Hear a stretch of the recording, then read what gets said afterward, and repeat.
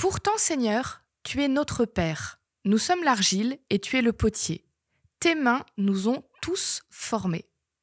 On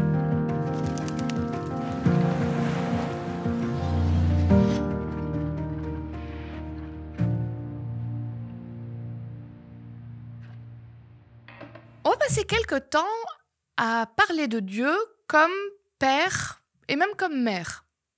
Aujourd'hui, tu as entendu le texte, il disait « Dieu, tu es notre Père ». J'aime bien passer un peu de temps sur Internet, aller voir un peu ce qui se passe sur les réseaux sociaux, sur YouTube, et je suis tombée sur une chaîne que j'ai trouvée vraiment cool. Alors, elle ne me concerne pas trop, elle s'appelle « Dad, How Do I ?» Donc, c'est de l'anglais, parce que c'est un Américain qui a fait ça. En français, ce serait « Papa, je fais comment ?» C'est un monsieur qui s'appelle Rob Kenny qui a lancé ça, et au départ, t'avais 3-4 vues. Parce que c'est un gars qui, aujourd'hui, il a la cinquantaine, je dirais, entre 40 et 50. Il n'a pas eu de père en grandissant. Et aujourd'hui qu'il est adulte, il se dit, il n'y a eu personne pour me guider, m'apprendre un certain nombre de choses qu'un garçon, en général, apprend de son père. Je sais pas moi, se raser, faire un nœud de cravate, comment on se comporte la première fois qu'on décide d'inviter une fille à sortir. Enfin, c'est très varié. Et du coup, il a décidé de créer cette chaîne « Papa, je fais comment ?» où très simplement, il explique le nœud de cravate, ça se fait comme ça. La première fois que tu te rases, voilà comment tu vas faire.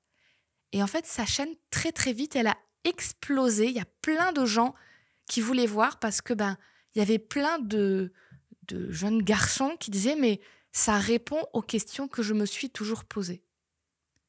Et j'ai trouvé ça très beau dans cette image que le Père, il nous accompagne, il nous forme, un peu comme ce qui est dit dans le texte là que j'ai lu, que Dieu, c'est le potier, c'est celui qui nous donne une forme, qui nous façonne.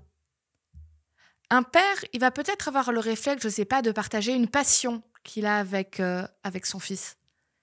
Mais s'il ne prend pas le temps de lui apporter son savoir-faire, son savoir, il y a quelque chose qui va se perdre. Et plus encore, s'il ne prend pas le temps de lui transmettre ses valeurs, sa façon de vivre, ce en quoi il croit profondément, à nouveau, là, il y a quelque chose dans la transmission qui ne se fait pas. Alors, je ne sais pas quel genre de père tu as eu.